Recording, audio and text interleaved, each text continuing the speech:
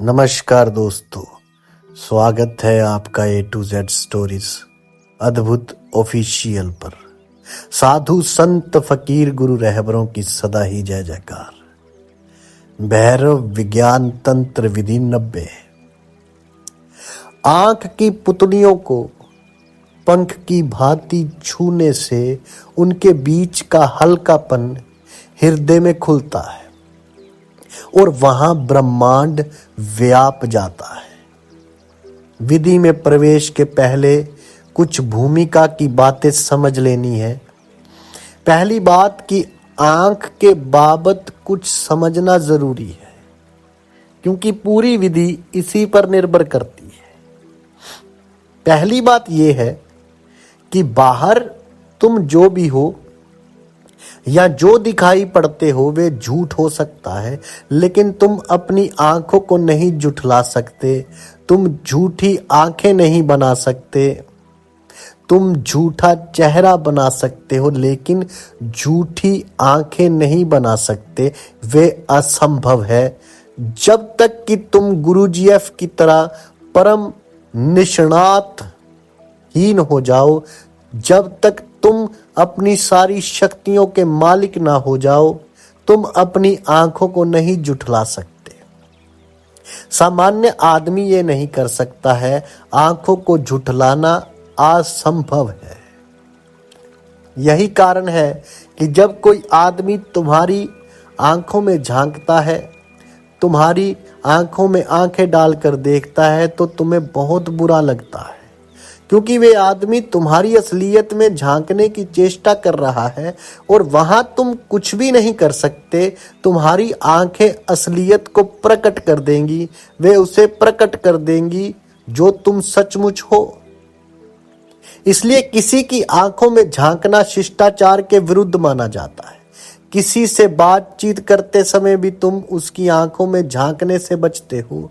जब तक तुम किसी के प्रेम में नहीं हो, जब तक कोई तुम्हारे साथ प्रामाणिक होने को राजी नहीं था, तब तक तुम उसकी आंख में नहीं देख सकते। एक सीमा है।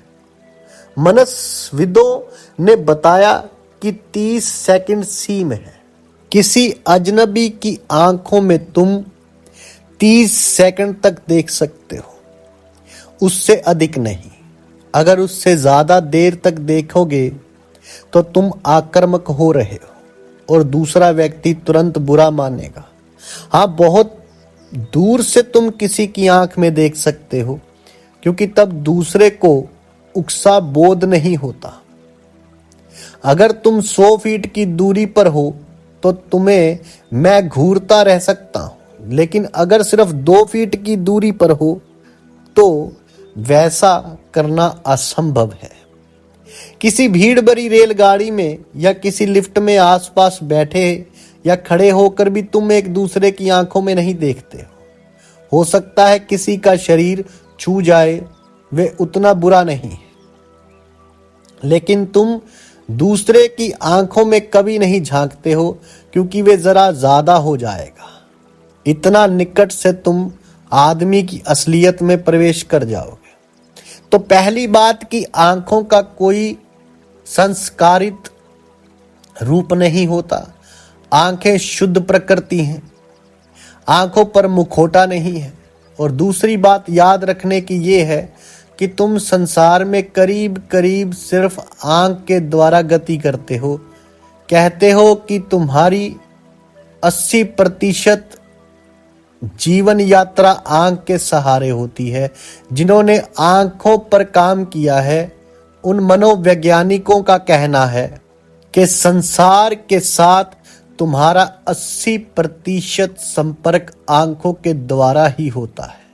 तुम्हारा 80% जीवन आंख से चलता है। यही कारण है कि जब तुम किसी अंधे आदमी को देखते हो तो तुम्हें दया आती है। तुम्हें उतनी दया और सहानुभूति तब नहीं होती जबकि बहरे आदमी को देखते हो। लेकिन जब तुम्हें कोई अंधा आदमी दिखाई देता है तो तुम्हें अचानक उसके प्रति सहानुभूति और करुणा अनुभव होती है। क्यों? क्योंकि ये 80% मरा हुआ है। बहरा आदमी उतना मरा हुआ नहीं है। अगर तुम्हारे हाथ पांव भी कट जाए तो भी तुम इतना मृत अनुभव नहीं करोगे, लेकिन अंधा आदमी 80% मुर्दा है, वे केवल 20% जीवित है। तुम्हारी 80% ऊर्जा तुम्हारी आंखों से बाहर जाती है। तुम संसार में आंखों के द्वारा गति करते हो, इसलिए जब तुम थकते हो तो सबसे पहले आंखें थकती है और फिर शरीर के दूसरे अंग थकते हैं। सबसे पहले तुम्हारी आंखें ही ऊर्जा से रिक्त होती हैं। अगर तुम अपनी आंखें, तुम्हारी 80% ऊर्जा है, अगर तुम अपनी आंखों को पुनर्जीवित कर लो तो तुमने अपने को पुनर्जीवन दे दिया है। तुम किसी प्राकृतिक परिवेश में कभी उतना नहीं थकते हो जितना किसी अप्राकृतिक शहर में थकते हो। कारण ये है कि प्राकृतिक परिवेश में तुम्हारी आंखों को निरंतर पोषण मिलता है। वहां की हरियाली, वहां की ताजा हवा, वहां की हर चीज तुम्हारी आंखों को आराम देती है, पोषण देती है।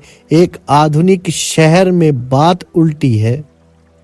वहां सब कुछ तुम्हारी आंखों का शोषण करता है, वहां उन्हें पोषण नहीं मिलता।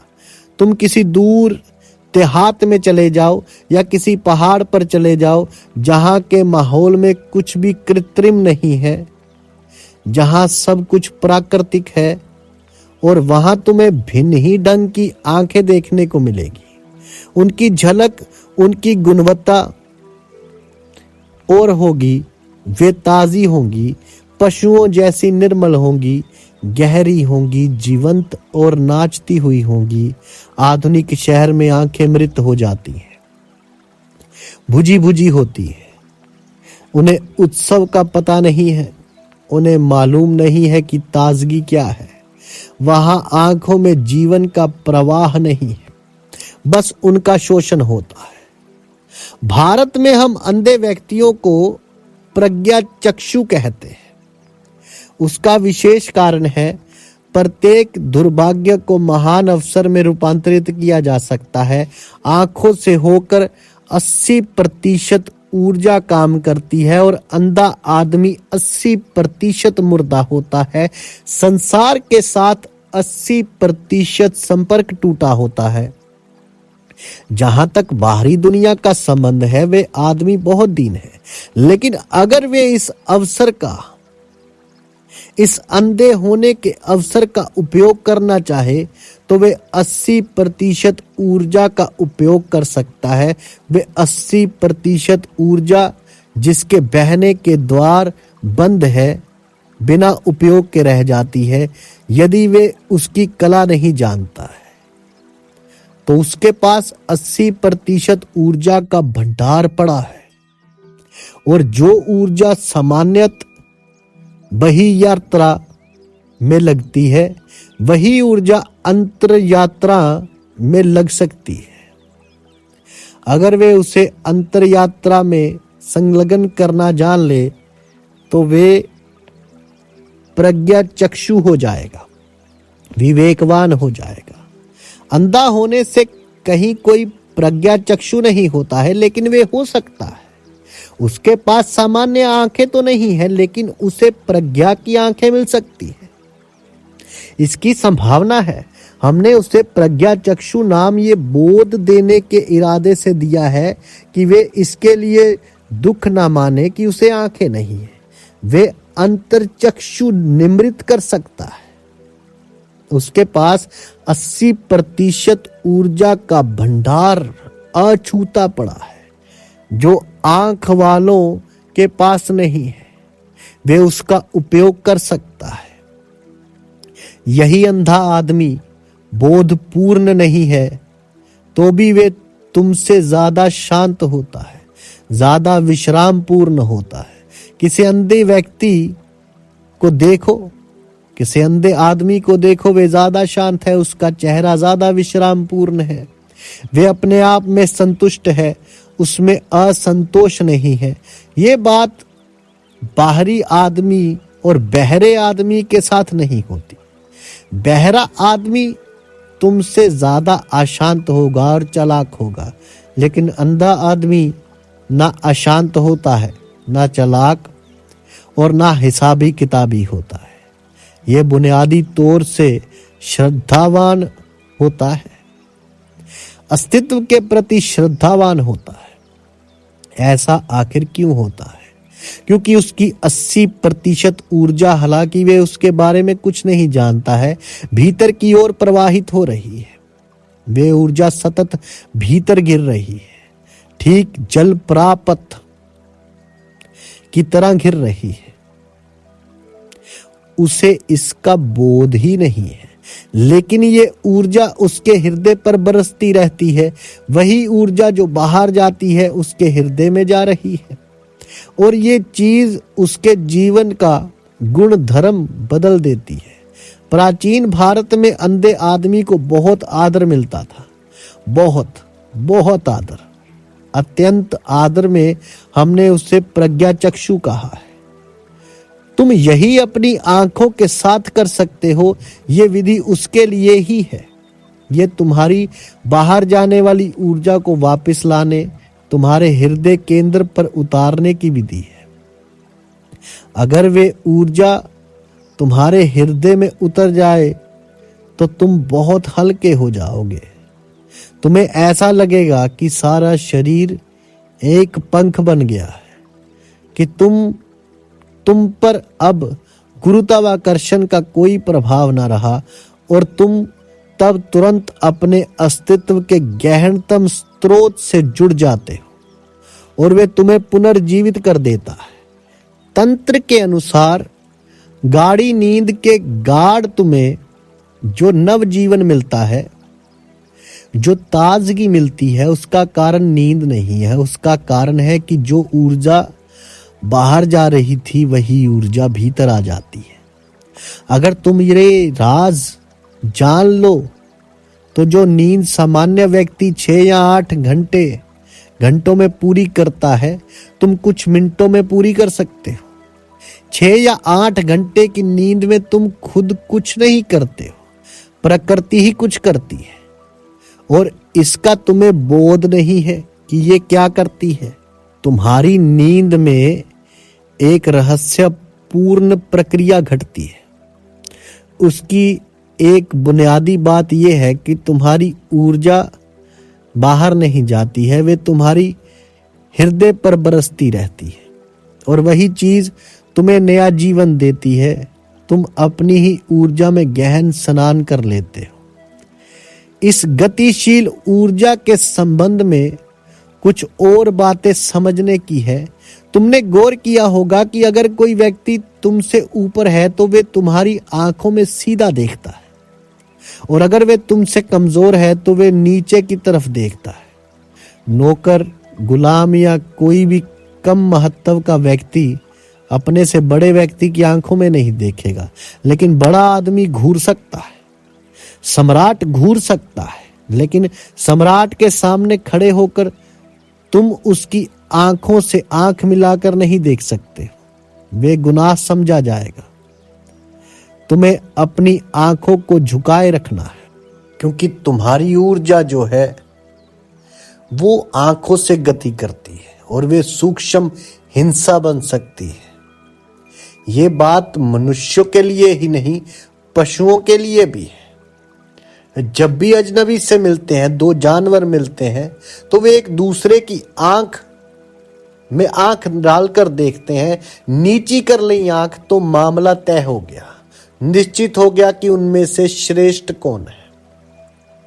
जब कोई व्यक्ति भाषण देने या अभिनय करने के लिए मंच पर खड़ा होता है तो वे बहुत भयभीत होता है, वे कांपने लगता है। जो लोग पुराने अभिनेता हैं वे भी जब मंच पर आते हैं तो उन्हें भय पकड़ लेता है। कारण ये कि उन्हें इतनी आंखें देख रही हैं, उनकी ओर इतनी आक्रामक ऊर्जा प्रवाहित हो रही है उनकी ओर हजारों लोगों से इतनी ऊर्जा प्रवाहित होती है, वे अचानक अपने भीतर कांपने लगते हैं। एक सूक्ष्म ऊर्जा आंखों से प्रवाहित होती है, एक अत्यंत सूक्ष्म, अत्यंत परिष्कृत शक्ति आंखों से प्रवाहित होती है और व्यक्ति व्यक्ति के साथ इस ऊर्जा का गुण धर्म बदल जाती है। बुद्ध की ऊर्जा एक तरह की आंखों से प्रवाहित होती है। हिटलर की आंखों से सर्वथा भिन्न तरह की ऊर्जा प्रवाहित होती है। अगर तुम बुद्ध की आंखों से देखो तो पाओगे कि वे आंखें तुम्हें बुला रही हैं, तुम्हारा स्वागत कर रही हैं। बुद्ध की आंखें तुम्हारे लिए द्वार बन जाती हैं। और अगर तुम हिटलर की आंखों से देखो तो पाओगे कि वे तुम्हें अस्वीकार कर रही हैं, तुम्हारी निंदा कर रही हैं, तुम्हें दूर हटा रही हैं। हिटलर की आंखें तलवार जैसी है और बुद्ध की आंखें कमल जैसी हैं। हिटलर की आंखों में हिंसा है और बुद्ध की आंखों में करुणा। आंखों का गुण धर्म अलग अलग है। देर अबेर हम आंख की ऊर्जा को नापने की विधि खोज ही लेंगे और तब मनुष्य के संबंध में जानने को बहुत नहीं बचेगा। सिर्फ आंख की ऊर्जा, आंख का गुण धर्म बता देगा कि उसके पीछे किस किस्म का व्यक्ति छिपा है। देर अबेर इसे नापना संभव हो जाएगा। ये सूत्र, ये विधि इस प्रकार की ही है। आंख की पुतलियों को पंख की भांति छूने से उनके बीच का हल्कापन हृदय में खुलता है और वहां ब्रह्मांड व्याप जाता है। आंख की पुतलियों को पंख की भांति छूना है। आंख की पुतलियों को पंख की भांति छूने से दोनों हथेलियों का उपयोग करो, उन्हें अपनी आंखों पर रखो और हथेलियों से पुतलियों को स्पर्श करो जैसे पंख से उन्हें छू रहे हो। पुतलियों पर जरा भी दबाव मत डालो। अगर दबाव डालते हो तो तुम पूरी बात से चूक जाते हो, तब पूरी विधि ही व्यर्थ हो गई। कोई दबाव मत डालो, बस पंख की तरह छुओ। ऐसा स्पर्श, पंखवत स्पर्श धीरे धीरे आएगा। आरंभ में तुम दबाव दोगे, इस दबाव को कम से कम करते जाओ जब तक कि दबाव बिल्कुल ना मालूम हो जाए। तुम्हारी हथेलियां पुतलियों को स्पर्श भर करें, मात्र स्पर्श। इस स्पर्श में जरा भी दबाव न रहे। यदि जरा भी दबाव रह गया तो विधि काम न करेगी। इसलिए इसे पंख स्पर्श कहा गया है। क्यों? क्योंकि जहां सुई से काम चले वहां तलवार चलाने से क्या होगा। कुछ काम है जिन्हें सुई ही कर सकती है, उन्हें तलवार नहीं कर सकती। अगर तुम पुतलियों पर दबाव देते हो तो स्पर्श का गुण बदल गया, तब तुम आक्रामक हो गए। और जो ऊर्जा आंखों से बहती है वे बहुत सूक्ष्म है, बहुत बारीक है। जरा सा दबाव और स्पर्श एक संघर्ष, एक प्रतिरोध पैदा कर देता है। दबाव पड़ने से आंखों से बहने वाली ऊर्जा लड़ेगी, प्रतिरोध करेगी, एक संघर्ष चलेगा। तो बिल्कुल दबाव मत डालो। आंख की ऊर्जा को हल्के से दबाव का भी पता चल जाता है। वे बहुत सूक्ष्म है, कोमल है। तो दबाव बिल्कुल नहीं। तुम्हारी हथेलियां पंख की तरह पुतलियों को ऐसे छुएं जैसे ना छू रही हो।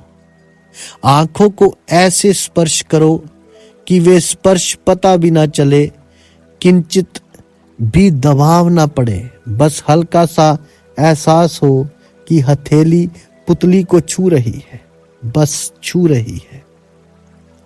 इससे क्या होगा? जब तुम किसी दबाव के बिना स्पर्श करते हो तो ऊर्जा भीतर की ओर गति करने लगती है, और अगर दबाव पड़ता है तो ऊर्जा हाथ से लड़ने लगती है और वे बाहर चली जाती है। लेकिन अगर हल्का सा स्पर्श हो, पंख स्पर्श हो तो ऊर्जा भीतर की ओर बहने लगती है। एक द्वार बंद है और ऊर्जा पीछे की तरफ लौट पड़ती है, और जिस क्षण ऊर्जा पीछे की तरफ बहने लगेगी तुम अनुभव करोगे कि तुम्हारे पूरे चेहरे पर और तुम्हारे सिर में एक हल्कापन फैल गया। ये प्रतिक्रमण करती हुई ऊर्जा ही पीछे लौटती है, और इन दो आंखों में माध्य से तीसरी आंख है, प्रज्ञा चक्षु है। इन्हें दो आंखों के मध्य में शिव नेत्र कहते हैं। आंखों से पीछे की ओर बहने वाली ऊर्जा तीसरी आंख पर चोट करती है और उसके कारण ही हल्कापन महसूस करते हो। जमीन से ऊपर उठते मालूम पड़ते हो, मानो गुरुत्वाकर्षण समाप्त हो गया, और यही ऊर्जा तीसरी आंख से चलकर हृदय पर बरसती है। ये एक शारीरिक प्रक्रिया है। बूंद बूंद ऊर्जा नीचे गिरती है, हृदय पर बरसती है, और तुम्हारे हृदय में बहुत हल्कापन अनुभव होगा।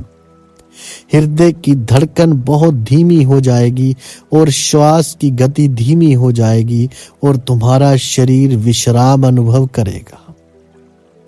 यदि तुम इसे ध्यान की तरह नहीं भी करते हो तो भी ये प्रयोग तुम्हें शारीरिक रूप से सहयोगी होगा। दिन में कभी भी कुर्सी पर बैठे हुए, या यदि कुर्सी ना हो तो रेलगाड़ी या कहीं भी बैठे हुए आंखें बंद कर लो, पूरे शरीर को शिथिल छोड़ दो और अपने हथेलियों को आंखों पर रखो, लेकिन आंखों पर दबाव मत डालो। यही बात बहुत महत्वपूर्ण है। पंख की भांति छुओ बस। जब तुम बिना दबाव के छूते हो तो तुम्हारे विचार तत्क्षण बंद हो जाते हैं। शांत मन में विचार नहीं चल सकते हैं, वे ठहर जाते हैं। विचारों को गति करने के लिए पागलपन जरूरी है, तनाव जरूरी है। विचार तनाव के सहारे जीते हैं। जब आंखें मौन, शिथिल और शांत हैं और ऊर्जा पीछे की तरफ गति करने लगती है तो विचार ठहर जाते हैं। तुम्हें एक सूक्ष्म सुख का अनुभव होगा जो रोज प्रगाढ़ होता जाता है, जो रोज प्रगाढ़ होता जाता है। इसे समझो। दिन में ये प्रयोग कई बार करो। एक क्षण के लिए भी ये छूना अच्छा रहेगा। जब भी तुम्हारी आंखें थक जाएं, जब भी उनकी ऊर्जा चूक जाए, वे बोझिल अनुभव करें जैसा पढ़ने, फिल्म देखने या टीवी शो देखने से होता है, तो आंखें बंद कर लो और उन्हें स्पर्श करो। उसका असर तत्क्षण होगा। लेकिन अगर तुम इसे ध्यान बनाना चाहते हो तो कम से कम 40 मिनट तक इसे करना चाहिए। और कुल बात इतनी है कि दबाव मत डालो, सिर्फ छुओ, क्योंकि एक क्षण के लिए तो पंख जैसा स्पर्श आसान है, लेकिन ऐसा स्पर्श 40 मिनट रहे ये कठिन हो सकता है। अनेक बार तुम भूल जाते हो और दबाव शुरू हो जाता है। दबाव मत डालो। 40 मिनट तक ये बोध बना रहे कि तुम्हारे हाथों में कोई वचन नहीं, कोई वजन नहीं है, वे सिर्फ स्पर्श कर रहे हैं। इसका सतत होश बना रहे कि तुम आंखों को दबाते नहीं, केवल छूते हो। फिर वे श्वास की भांति गहरा बोध बन जाएगा। जैसे बुद्ध कहते हैं कि पूरे होश से श्वास लो, वैसे ही स्पर्श भी पूरे होश से करो। तुम्हें सतत स्मरण रहे कि मैं बिल्कुल दबाव न डालूं। तुम्हारे हाथों को पंख जैसा हल्का होना चाहिए, बिल्कुल वजन शून्य मात्र स्पर्श।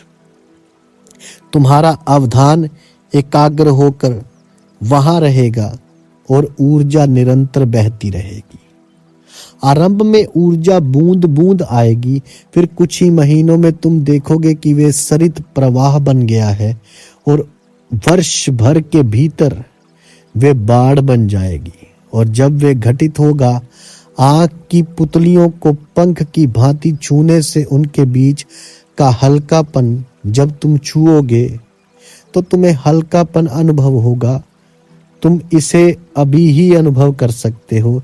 जैसे ही तुम छूते हो तत्काल एक हल्कापन पैदा हो जाता है और वे उनके बीच का हल्कापन हृदय में खुलता है। वह हल्कापन गहरे उतरता है, हृदय में खुलता है। हृदय में केवल हल्कापन प्रवेश कर सकता है। कुछ भी जो भारी है वे हृदय में नहीं प्रवेश कर सकता है। हृदय में सिर्फ हल्की चीजें घटित हो सकती हैं।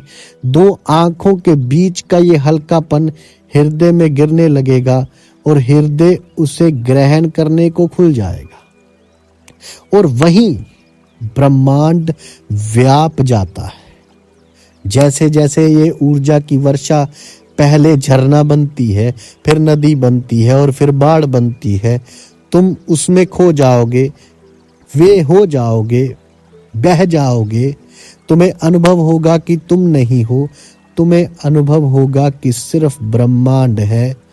श्वास लेते हुए, श्वास छोड़ते हुए तुम ब्रह्मांड ही हो जाओगे। तब श्वास के साथ साथ ब्रह्मांड ही भीतर आएगा और ब्रह्मांड ही बाहर जाएगा। तब अहंकार जो सदा रहे हो नहीं रहेगा। तब अहंकार चला गया। ये विधि बहुत सरल है, इसमें खतरा नहीं है। तुम जैसे चाहो इसके साथ प्रयोग कर सकते हो, लेकिन इसके सरल होने के कारण ही तुम इसे करने से भूल भी सकते हो। पूरी बात इस पर निर्भर है कि दबाव के बिना छूना है। तुम्हें यह सीखना पड़ेगा। प्रयोग करते रहो। 1 सप्ताह के भीतर ये सध जाएगी। ये विधि सध जाएगी। अचानक किसी दिन जब तुम दबाव दिए बिना छुओगे, तुम्हें तत्क्षण वे अनुभव होगा जिसकी मैं बात कर रहा हूं। एक हल्कापन, हृदय का खुलना और किसी चीज का सिर से हृदय में उतरना अनुभव हो जाएगा। साधु संत फकीर गुरु रहबरों की सदा ही जय जयकार। जल्दी मिलते हैं एक नई वीडियो के साथ। तब तक के लिए आप सबका धन्यवाद। आप सबके भीतर बसे उस परमात्मा को मेरा प्रणाम।